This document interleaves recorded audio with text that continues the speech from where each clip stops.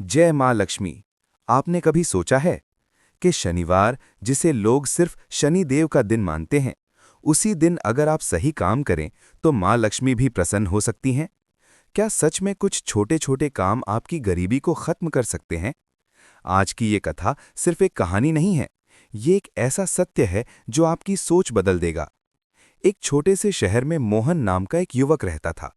वो बहुत मेहनती था, लेकिन उसके जीवन में हमेशा पैसों की कमी रहती थी।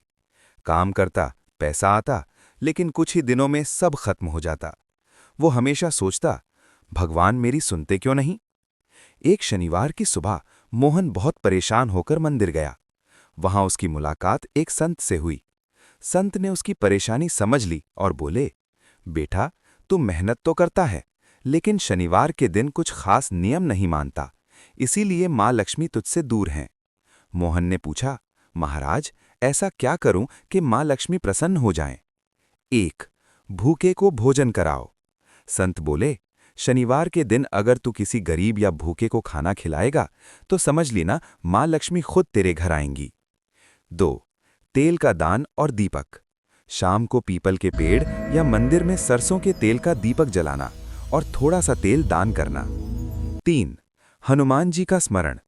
शनिवार को हनुमान जी की पूजा कर, क्योंकि जहां हनुमान जी होते हैं वहां शनि दोष नहीं रहता और वहीं मां लक्ष्मी का वास होता है। मोहन का जीवन अब धीरे धीरे बदल रहा था, लेकिन असली परीक्षा अभी बाकी थी। कुछ महीनों बाद मोहन के पास अच्छा पैसा आने लगा, घर में खुशियां आने लगीं, लेकिन जैसे ही पैसा बढ़ा, उसके अंदर अहंकार, घमंड भी आने लगा। वो सोचने लगा, ये सब मेरी मेहनत से हुआ है, अब मुझे दान पुण्य की क्या जरूरत? एक शनिवार जब एक बूढ़ा आदमी उसके पास आया और बोला, बेटा, मुझे बहुत भूख लगी है, कुछ खाने को दे दो। मोहन ने गुस्से में कहा, मैं कोई दान करने की मशीन नहीं हूं, जाओ यहां से।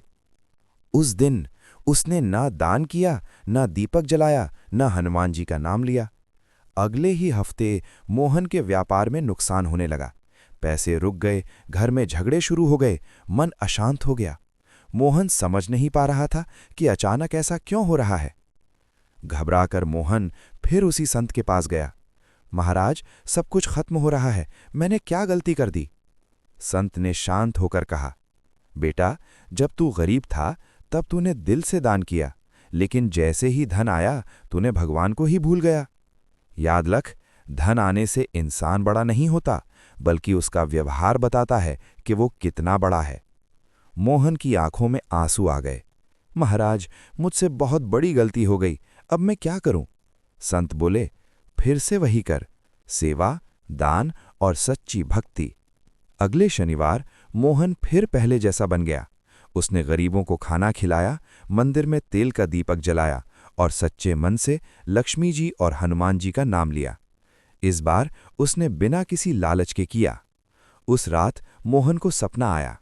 उसने देखा, एक दिव्य प्रकाश उसके घर में फैल रहा है और उस प्रकाश में माँ लक्ष्मी स्वयं प्रकट हुईं। माँ ने मुस्कुराकर कहा, बेटा, जब तू गरीब था तब भी मैं तेरे साथ थी, और जब तू अमीर हुआ तब भी, लेकिन मैं वहीं रहती हूं जहां नम्रता, विनम्रता होती है और सेवा होती है। सुबह उठते ही मोहन ने प्रण लिया, अब चाहे कुछ भी हो जाए, मैं कभी घमंड नहीं करूंगा। धीरे धीरे उसका काम फिर से बढ़ने लगा, घर में सुख शांति आ गई और इस बार धन भी स्थायी हो गया, क्योंकि इस बार उसके साथ माँ का आशीर्वाद था। शनिवार सिर्फ डरने का दिन नहीं है, ये कर्म सुधारने का दिन है। अगर इस दिन आप किसी भूखे को खाना खिलाते हो, दीपक जलाते हो और सच्चे मन से भक्ति करते हो, तो समझ लो लक्ष्मी जी खुद आपके घर आने का रास्ता ढूंढ लेती हैं। अगर आप भी चाहते हैं कि आपके जीवन में कभी धन की कमी न हो, तो इस शनिवार दिल से बोलो, जय माता दी।